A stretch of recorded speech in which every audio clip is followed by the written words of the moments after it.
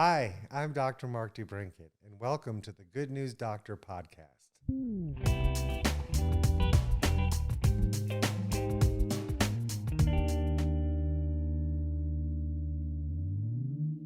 Today, I'd like to welcome you to episode 1, and this is a very special episode because here we're going to talk a little bit about my story, and you're going to get to be introduced to my family. So, with that, let's go ahead and say hi to Dalana and Kristi and Danny.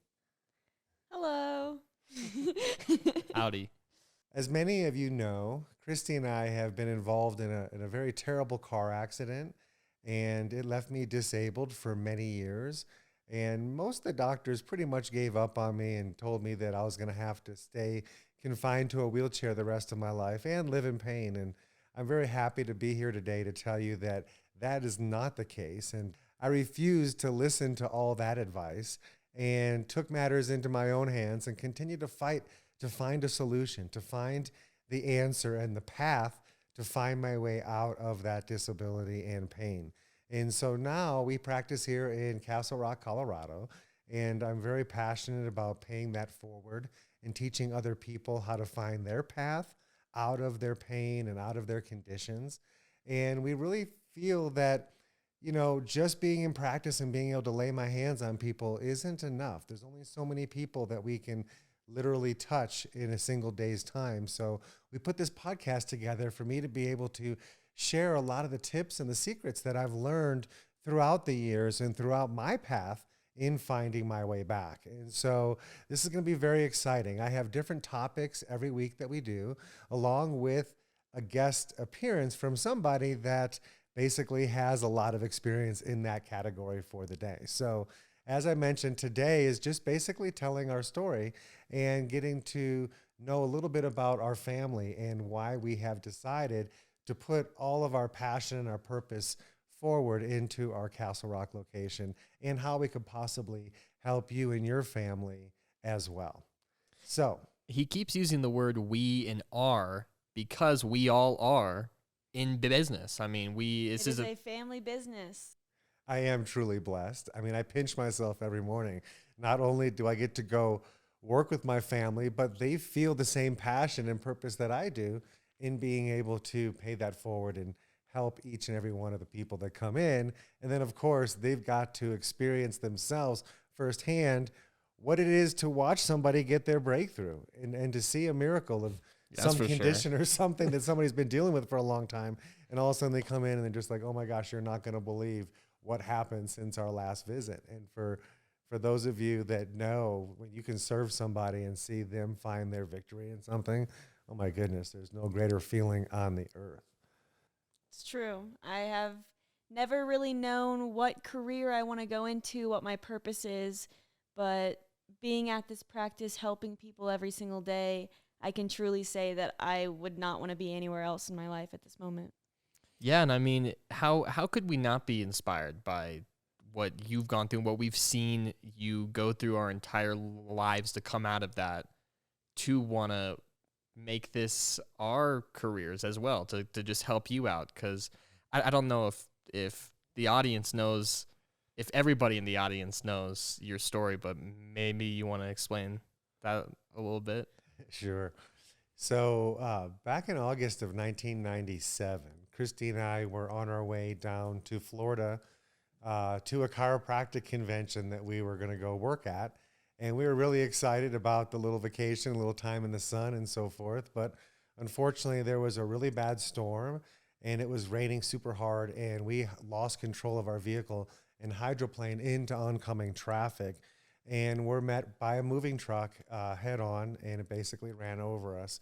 Now, Kristi had whiplash, which pulled part of her vertebra off the front of her neck, and then the roof hit her on top of the head and basically burst fractured C3, 4, and 5. These are like a lifesaver. If you put it on the counter and smashed it into several fragments, that's what happened to her neck. And they say 95% of the people with her injuries are killed immediately, and the rest are paralyzed. So we've always said, by the grace of God, she's been a miracle in the fact that she's made it through it without any neurological deficits or problems. They basically reconstructed her neck and put a cadaver shin bone into C3, 4, and 5 with some bolts and brackets around the front. And just a few months later, I should say, she had an amazing recovery and then took care of myself for a bunch of years. Now, we had tried to have kids for about 3 years prior to that accident. And fortunately, there were no little ones in the back seat because the back seat just didn't even really exist anymore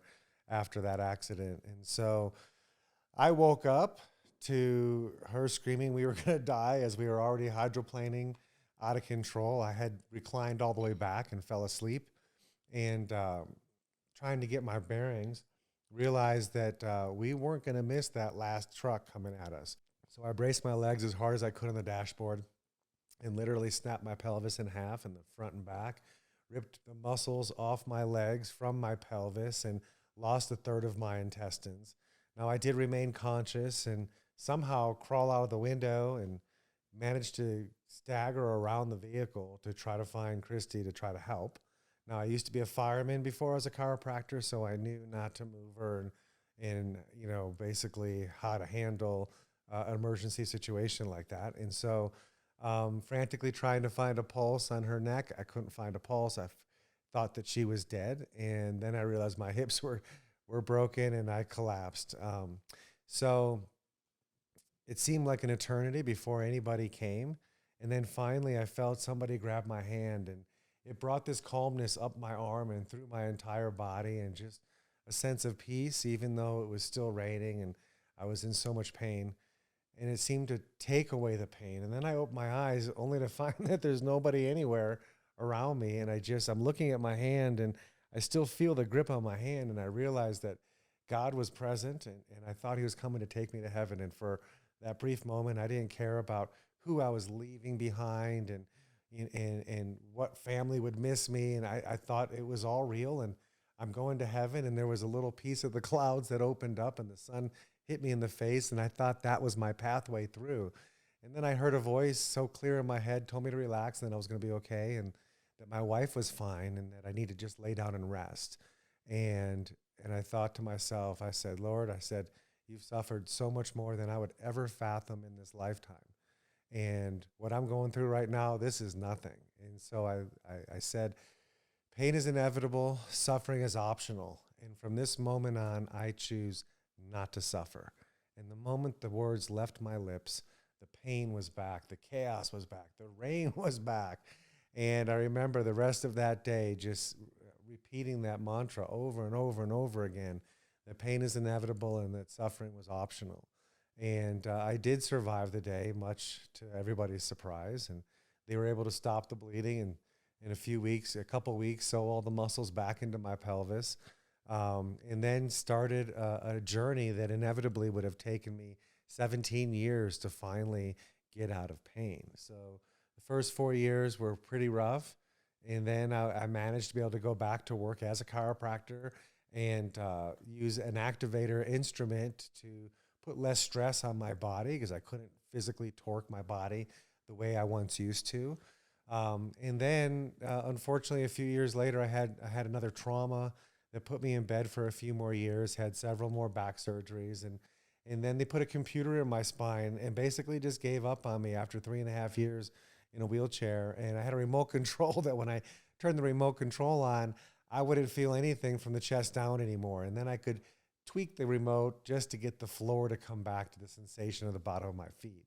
So I went the medical route. I let them medicate me, and I had tried so hard to not even take a Tylenol for the first 15 years, because I just had to know where I was at and if what I was doing was helping me or hurting me, and I didn't want to live in a bubble all the time. And so then finally I did live in a bubble, and it was the worst 3 years ever. Every 3 hours I was taking narcotics and mood enhancers and muscle relaxers, and it was exactly what I feared. I lived in a bubble. I was not happy. My attitude was pretty rough. I would argue with my family. They'd see me scream and yell, and I'm such a peaceful person. So to have that side of me come out, it absolutely was not me. And there had to be a better way. And there was no way I was going to spend the rest of my life living like that. I just couldn't do it. But then I was backed into a corner because I couldn't not take the medication because the pain was so great. And it allowed me to go from a pain level, say 10 to an 8. Now, for many years, I couldn't feel my arms and legs, but my spine from my neck to my tailbone was like a knife stabbed in my spine. And anytime I moved, it would be wiggling them. I couldn't feel my arms and legs, but my hands and feet were like burning broken glass for years, and it was relenting. I would put my arms and hands as far away from my head as possible just to try to departmentalize the pain so I wouldn't be in as much pain. And so then led me to my first amazing breakthrough. I was doing my continuing ed, and one of the doctors was talking about neurofeedback, which I had been involved with for many years. And they were saying that you could actually do neurofeedback every single day. And if you did that for up to hours a day, you can get off narcotics. And I'm thinking, well, how come nobody's told me this in all these years? So finally, within just a few months, I started seeing major breakthroughs in my own abilities to take care and manage myself. It took quite a bit for many years for the kids and other people to help get me into the car to move me if we were deciding to leave. And the kids being just in middle school would be experts at taking my power chair and strapping it on the back of the chair of the van or the truck and being able to help fidget and get me all positioned with all the pillows inside and all of that. So, man, was that quite the ordeal. I mean, every time they would start or stop or turn, I'd be in the back just hollering out in pain. And, you know, it's one thing being a physician that when somebody complains about a pain or how they're hurting, how I can just lay hands on them immediately and most likely help get them out of pain. But to see children watch their own dad suffer and not be able to do anything about it, and your spouse seeing you suffer and not being able to adjust me and make me feel better, I would feel helpless, you know, if they were suffering and I didn't know what I could do or be able to do. And so it really led them into this whole journey of becoming, you know, honorary doctors themselves, because we found one journey or one technique or product or technology after another. And guess who were my doctors? It was my wife and my daughter and my son. These guys were the ones that basically helped me perform hours of therapy a day, and was not an easy task. And I was not always the best patient either. If you guys want to, you know, talk about that. Okay, so I remember thinking, am I ever going to be able to walk down the beach hand in hand with my husband? I mean, it was really heartbreaking. He was in a wheelchair for 3.5 years, just lived in constant pain, couldn't work. We were so used to his amazing, you know, our lifestyle, the income that he had from, you know, a very successful practice and helping other people find relief and get out of pain. And here he was in this position where surgeries and even the pain meds he eventually went on didn't even take away the pain hardly. And the kids stepped up. We were homeschooling at the time, and I was working 3 jobs. It was really, really challenging. And then slowly God would bring people into our lives, and we would be introduced to different things that got him out of pain, and then started getting his mobility back and functioning, got out of that chair, and it's just been life-changing ever since. I mean, the fun, we moved out to Colorado to make up for lost time with the kids. They were in high school, and just, I mean, Mark is snow skiing again and biking. I mean, it's just been just amazing. And now we're back into practice because we even have more technologies that we have, discovered to getting people out of these chronic situations, which we can so relate to. And it's been super rewarding to be able to take our experience and hope to give other people the advantage of overcoming their troubles and their pain and their issues. And, you know, God never gives you too much where you can't handle. Sometimes I wish you didn't have so much faith in us, though. And I think it's really what we've been through, what Mark's been through. He has attracted some more severe cases into his life, and he's been able to help them. Yeah, it's super awesome to see, you know, people, not just now, but our entire lives, because you a lot of the times practice out of our home. And so we'd have people, especially like autistic children and stuff, come in and just have all these social issues that they really couldn't function, and then to do the neurofeedback and just all the stuff on them while they were like our age. So like we hung out, and it was just super cool to kind of see that. And, you know, going back a little bit, you were saying how on that day of the car crash, you would repeat the mantra to yourself, pain is inevitable, suffering is optional. And I haven't really thought about it, but you definitely said that through our entire childhood. And I don't know about you, Dalana, but for me, up until middle school, I never looked at my dad as being disabled or anything like that. It was very much you worked hard, you didn't complain. It truly was, suffering was optional for you. And it wasn't until you got on the pain meds that it no longer became optional, and it was suffering all the time. I don't know if that was just because the pain built up over all the years to where it just got so bad, or if it was maybe something mental with the pain meds that kind of, because a little funny story that I tell is like you gave the birds and the bees talk to me twice because it was the time that you were on pain meds. And I remember you took me to this to the restaurant, and you kind of explained it to me.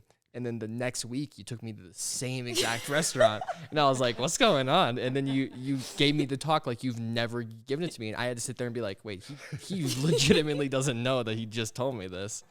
And I just had to pretend like, really, that's how it works. Very cool. But That's funny. yeah, I but don't even remember doing that, but obviously, you know, it's what I feared the most. Whenever you're taking a medication, there's a time and a place for it, and believe me, when I was on it, I couldn't imagine not having it anymore. I would have been suicidal because the pain was just so great. But I knew that as soon as you start masking it, you're playing with fire, because it's like taking a piece of duct tape and putting it over the engine warning light in your car because it's so annoying and how it's bright and bothers you when you're trying to drive. It's distracting. Rather than fixing the problem, are you putting tape over it? Are you reaching under the dash and ripping the wires out of the out of the light so it doesn't keep bothering you? And I knew that it wasn't the solution to fix things. All the problem was still going to be going on. I just wasn't going to feel it. So most likely I'd probably do something that would injure myself more because I'm numb to it and I don't feel it. So I really guarded against having to go that route for almost 15 years before I just finally had to throw the towel in. And it's once I started doing the surgeries and such that I had to let them just medicate me and play that game, because clearly what I was doing wasn't working enough to the point that I just couldn't get out of pain at the time. Dalana, would you like to maybe share maybe a memory that you have from back when he was in the chair? Sure. Well, every year, especially in the middle school time, especially when he was in his wheelchair, because we wanted to spend as much time as we could together and get those memories and those moments just in case we didn't have a lifetime of them. We would go to this father-daughter dance every single year, and I remember dancing around his chair and spinning him and with his little remote control wheelchair, and everyone else at the dance had, you know, fathers that could do a full like ballroom routine with them and dance them all around the floor. And you know, my dad couldn't do that. He was in a wheelchair, and he couldn't hold me close and let me dance on his feet and swing me around and dip me like all the other daughters in the building. But I was still so thankful just to have my dad there and be able to experience that with him. I remember at the time Dalana and I would talk a lot about how we don't think you're going to make it. And I remember very distinctively this memory of me being at church, and I had to like leave the room because I was just crying, and then my youth pastor came out and he asked me what was wrong, and I had to pretty much explain to him that I'm sad that my dad will never see me drive a car. And I was 13. I was like, I don't think he's going to make it that long, / I don't even want him to make it that long because he's in so much pain all the time. And the mental fog is so heavy that it's like, it didn't even feel like my dad. It didn't even feel like you. And, Especially because we grew up, riding dirt bikes all around our property and really having a fun time with our dad. Like growing up, as Danny said earlier, we never saw him as disabled. Even though he was in pain and he did to have issues, he didn't show it at all. It wouldn't stop us from getting on that dirt bike and doing wheelies and get on the front, go faster, and just having a really fun time. And we had all the toys. We had this amazing property. We had, trampolines and basketball courts, and as the problem got worse, the houses got less extravagant. Times got harder, and during those 3+ years that you were in the chair, and it was the middle school years where we lived in the apartment complex. I think that was the lowest point for all of us mentally. Like our hope was kind of lost. And it was, yeah, it was like the future looked grim. And I remember that those were the least favorite times of my life, but reflecting back on it, it definitely, those were the times that. See, the most important, the most humbling times of our lives. Yeah. Because we grew up with, all the toys in the world, a whole guest bedroom full of Polly Pockets and Webkins and Legos, and we were always kind of spoiled, I would definitely say. But that definitely humbled us, getting to see what 99% of this world goes through and struggling for money. And there was a point where I thought that I was going to lose my father, and my mom was working 3 jobs, and she was still we were so hardly behind. paying the bills. We couldn't pay bills. We were eating at the same Chinese food place every single night. Hey, because don't knock on that place. It's you'd get good. those big hefty meals for like $7, and that was just the way to go. And we were starting to get to the age where we would have to get jobs soon to help out, and I was fully prepared to just live in poverty and work hard for everything that we could need. And now I'm so grateful for what I have and what the opportunities that have been given to me, because, he did get out of pain. We are here in the beautiful Colorado. We have everything we could ever need and imagine, and now everything that we do is just to help other people and make a difference in the world, one person at a time, and really change lives for the better and be able to see that firsthand. And Dalana, I don't know about you, but I feel like as a filmmaker, storyteller, that my dad's story is the most important story that I've ever told and that I'll probably ever tell. Just doing all this with the podcast and doing all this content that we've been making. I just feel like working at the practice and being involved in all this it's such a blessing. It's just so amazing that I'm not even involved in the therapies and all that, and the favorite part of my day is when somebody busts through the door and it's like, Dr. Mark, I feel amazing. Oh my gosh.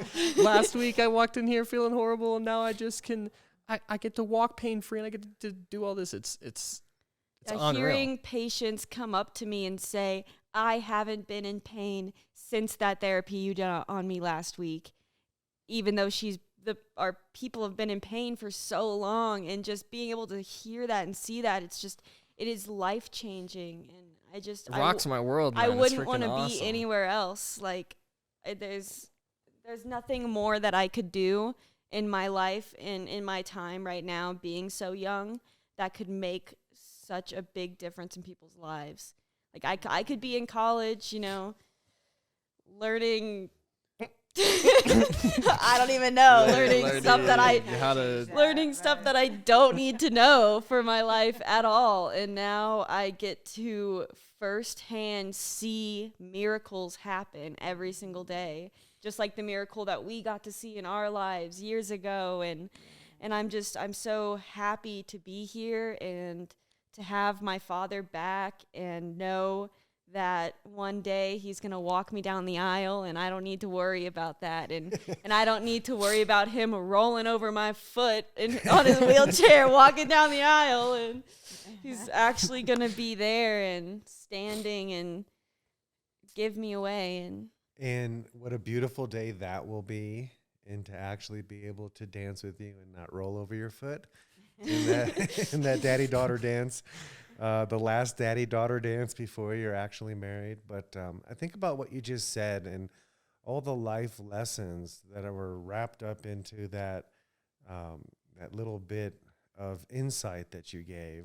Number one, to see your father work really hard at building a career and trying so desperately to create this wonderful life that I've been able to provide for my family. And then to see it all taken away and to lose everything and to go from living in abundance to barely getting by living in an apartment, and how humbling that was. But then to see the fight and overcoming of all these obstacles that were in my way to have a life back again, to have a pain-free life again, and then to be able to see that whole energy turn into not trying to build and gather and gain as much stuff and wealth and success that we could gain as so many people do in their younger years. Now it's all about paying it back and paying it forward. And you talk about different stages of people's lives. And once you get to be the king of your own kingdom, it's not about gathering anymore and obtaining anything else. It's about a life of service. And as a chiropractor, it's our honor to serve you and to be able to lay hands on people and have them get up off the table and say, thank you, I love you, and give you a hug, and then pay you for your services. I mean, what a great life and what a fortunate life I've been able to live in doing just exactly that. But now, having gained, lost, and regained again, we've found so many amazing technologies and tools that I was never privy to, and we didn't have because they didn't exist back when I had to go through my recovery. And now, seeing these things, how can I not be in practice? This is what I've been waiting my whole life for. We no longer have to wait for the body to catch up. We can reintegrate nerves back into the tissue the same visit that you came in, and regain strength and overcome conditions and pain. We can scan the body now in ways we've never been able to scan, and use that data to help you remodel and recover from almost anything. It is the most amazing privilege that I've ever had as a doctor, to be privy to such amazing technologies and products when they first come out, to be able to not only test them on myself and my family. I mean, you guys have all been guinea pigs your entire Guinea career. pig, perfect word. But once we find that worked, oh my goodness, how much fun has it been to watch us pay that forward and to see how quickly people can overcome the things that used to take us weeks, months, and years. We can do in minutes, days now, minutes, hours, and days. And so it's so amazing. It's so amazing, in fact, that you were like, hey, all this tech is so awesome. I need to open up a practice. Same exact day, Dalana and I are like, we're down. And I called up. I'm like, hey, I quit. I'm going to go over here and then help people, man. It's just so awesome. Well, obviously I've been working for Vox Life for almost 4 years now, and that has been a very exciting career where they've jet-setted me all over the world, to share the good news of Vox Life and to be able to do so many studies and so forth. And because the traveling was so intense and so often, I didn't feel it was fair to be able to open up a practice, because even though I was practicing out of a hospital here in Denver for the last few years, since, part-time, since we moved here, it was more or less so I can keep my hands laying on people. I miss it. I need to stay connected and have that social connection with people and not just be on the phone or on the computer Zoom calls all day long. I needed more physical contact, but even so, I meet so many people over the last few years, and only working 1 or 2 days a week. You're here to see me for a certain service I do, but I haven't been able to share all the other things I do because I'm looking at my calendar and I'm booked out for 2 or 3 months. So to tell you about it is teasing you because I can't even perform the service on you. And it just got to the point after this pandemic this last year where we were home a lot, that it's like, you know what? I don't have to travel as much. I can do most of my support through Zoom now all over the world and be able to still share and do things like I've been doing and not have to leave home. So what a great time to be able to open a practice, especially some of the technology we've gotten this last year. Usually I would add one technology or one product every year and really run with that and further study it and really see the effect on the body and what it does. This last year, I think we've added 5 to 7 new things into the practice because so many amazing things have been released, and it feels like I've been waiting my whole practice to help people in ways, but we sit around after we do what we do and we're just waiting for the body to catch up. It's like we affect the brain, we affect the spine, we put the extremities back into order, we put nutrients in, we put oils on, and we wait for the body to catch up. And now all of a sudden we found some technology that we no longer have to wait. It's so fast and it integrates into your system so quickly that it's remarkable. And it's like, we have to have our own place now. It's like, you guys with me? Because I can't just go on knowing that I have all these tools to help somebody. And in one 4-day window, we can radically change your life and find the pathway that you've been looking for forever to have that next amazing breakthrough. And who better to help me do that than my entire family that literally, you guys are all honorary doctors, just saying, because you had to do therapy and help me remodel myself out of a very shallow grave that I was like so eager to jump into because I was just living a life that was just torture all the time. And to find my way back and to be able to turn that around and give you viewers 1 ounce of inspiration every day that's going to turn around and give you gallons of perspiration and putting forth that. I know that in my practice, there's only so many people we can lay hands on a day, and it's quite a few, but still we're limited. And by creating this platform and this podcast, we're going to bring you so many exciting new topics, new things that you may never have actually heard before that are going to totally rock your world. And, you know, we're very privy and very fortunate to get stuff ahead of time before the rest of the public and the rest of the world knows that this stuff even exists. So, you know, I urge you to continue to follow this podcast and be amazed by what's really out there and what might be in store for you and your loved ones on that next week. Next week, by the way, episode number 2, we got on 2 great guests. Nate Force and Trevor Harris. They're football players, and they actually came into the entire 4-day program, and they talk about it on next week's episode. So stay tuned.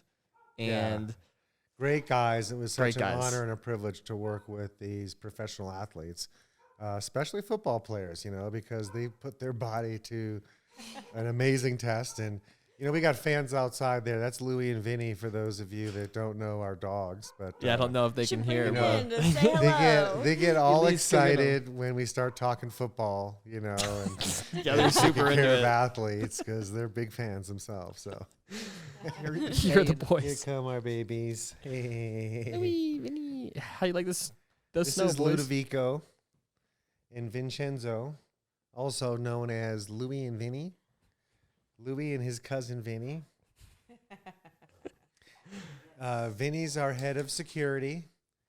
He always tests the perimeter of the fence and lets us know right away when there's a weakness. He is like Houdini. He'll get out and then wait on the front porch for us and say, hey, got a problem with the fence again there, buddy. Man, this is really a whole Meet the Family episode, huh? Well, we're just so excited that you guys tuned in. Today's episode, we're going to do a little bit shorter because we just really wanted you to get to know the family and what we're about and why we even do what we do.